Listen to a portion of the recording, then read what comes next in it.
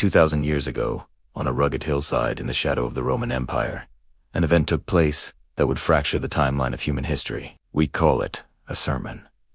But that is a safe word, a domesticated word. What happened that day was not a church service. It was an act of high treason. A crowd gathered, restless, volatile. Farmers who had lost their land to debt, zealots sharpening their blades for a revolution against Rome. Beggars ignored by the temple elite. They came drawn by rumors of a man unlike any other. They were looking for a king to crush their enemies. They were looking for a general to command the storm. Instead, they found a carpenter from Nazareth, a man with no army, no political office, and no weapon. He sat down. In the ancient world, this was the posture of authorita, and when he opened his mouth, he didn't promise blood. He didn't promise vengeance. He spoke a series of paradoxes that would dismantle the very architecture of the world they knew. Blessed, he said. And with that single word, the ground beneath the Roman Empire, the religious establishment, and the human ego began to crack. This is the Sermon on the Mount.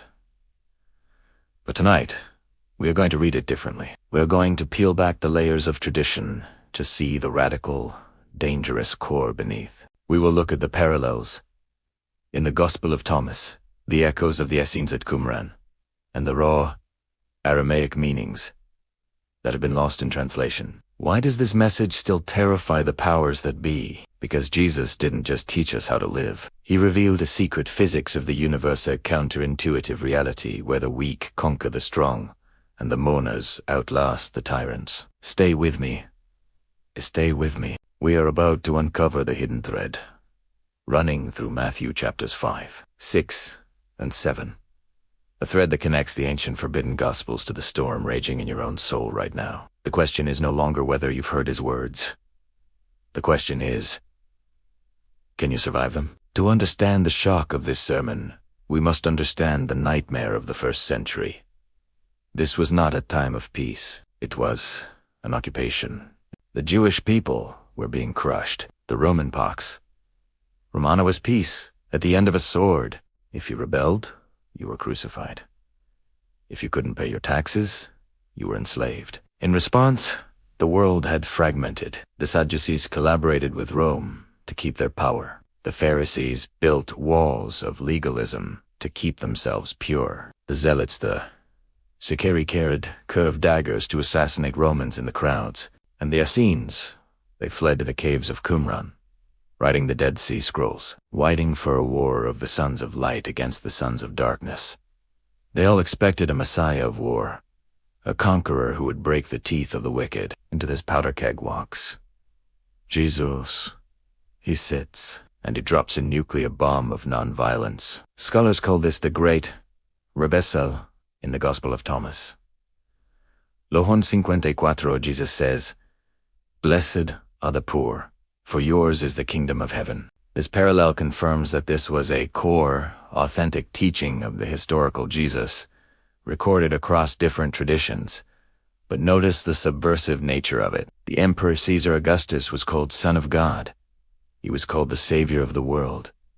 His gospel, Evangelion, was that Rome brought peace through dominance. Jesus hijacks their language. He announces a new kingdom. But its citizens are not the victors. They are the victims. Blessed are the poor in spirit, Matthew 5:2-3. The Greek word used here is tachos, meaning someone who has nothing, who is crouching, begging. But in the Aramaic context, and echoing the mysticism of the Essenes, poor in spirit means those who have emptied themselves of ego, those who have created a vacuum for God to fill. The world says, blessed are the rich, the arrogant, the influencers, the dominators. Jesus says, no, the kingdom belongs to the empty. Blessed are those who mourn, Matthew 5-4. In the Gnostic text, the gospel of truth, grief and anguish are seen as the result of ignorance, of forgetting the Father. Here, Jesus validates the pain. He doesn't say don't cry. He says that in the very act of mourning the brokenness of this world, you are aligning with the heart of God. You are waking up from the illusion that this world is fine. Blessed are the meek, for they shall inherit the earth, Matthew 5-5. This is the line that froze the crowd. Meekness, Greek, Praus is not weakness. It is a military term. It refers to a warhorse that is trained to bite and kick, but is fully under the control of the rider. It is power under control. The Zealots wanted to kill the Romans. Jesus is telling them, if you want to inherit the earth, you must sheath your sword. This connects to the Apocryphon of James, where spiritual endurance is valued over physical dominance. He continues painting this portrait of a new humanity, the merciful, the pure in heart, the peacemakers. This was a direct attack on the Zealot philosophy of peace through victory. Jesus offers peace through sacrifice. And then, the kicker. Blessed are those who are persecuted, Matthew 5:10. He is warning them. This frequency, this kingdom vibration is incompatible with the world system. If you live like this, the archons of this age, the powers of politics and religion, will unto you. And that, Jesus says, is the proof that you are winning. If the Beatitudes were the manifesto, what follows is the methodology. This is where Jesus moves from preacher to master alchemist. He addresses the law, but not the law written on stone. He addresses the law written in the DNA of the human psyche. Do not think that I have come to abolish the law or the prophets, but to fulfill them. Matthew 5:17. The Gnostics often struggled with the Old Testament law, viewing it as the work of a lesser deity. But Jesus here does something profound. He doesn't discard it. He transcends it. He moves the line of battle from the external action to the internal thought. You have heard it said, you shall not murder, but I say to you, Matthew 5:21. This creates a new standard. Jesus identifies anger as the seed of murder. In the esoteric traditions, anger is a poison of the spirit. It is a binding force that ties you to the lower realms. When you call your brother Raka empty-headed, you are spiritually severing the connection of oneness. Then he touches the third rail. Lust.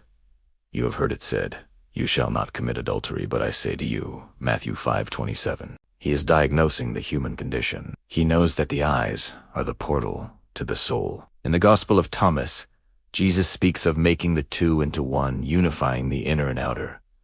Lust is a fracture. It is the objectification of another divine being. This leads to the most shocking command. If your right eye causes you to stumble, gouge it out. This is hyperbole, yes, but it is also radical surgery.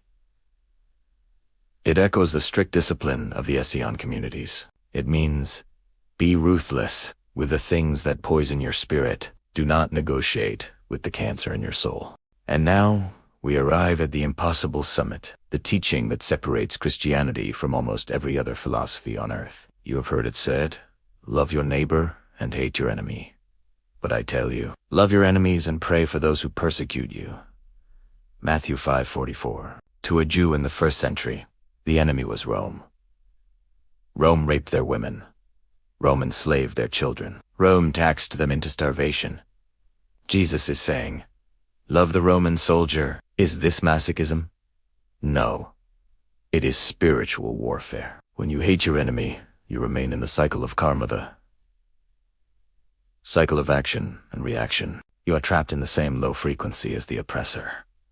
But when you love your enemy, you break the circuit. You step out of the system entirely. You become, as Jesus says, children of your Father in heaven.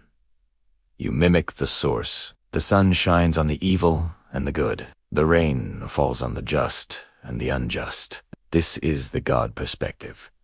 It is non-dual awareness. In the center of the sermon, Jesus gives the code. Te prayer. Our Father in heaven, in the original Aramaic.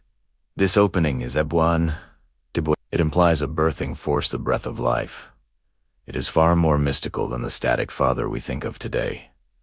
Your kingdom come. This is the invasion, not of armies, but of a new reality. Forgive us our debts, as we also have forgiven our debtors.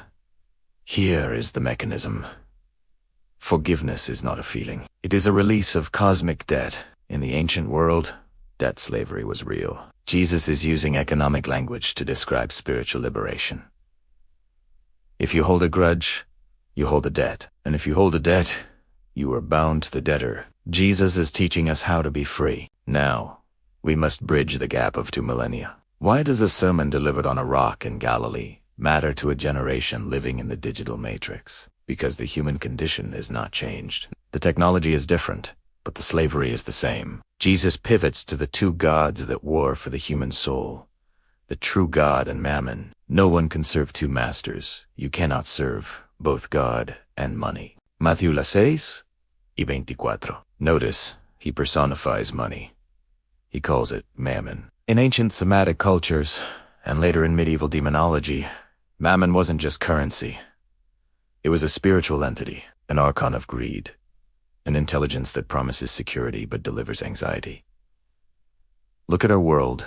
We are possessed by Mammon. We define our worth by our net worth. We sacrifice our families, our health, and our integrity on the altar of more.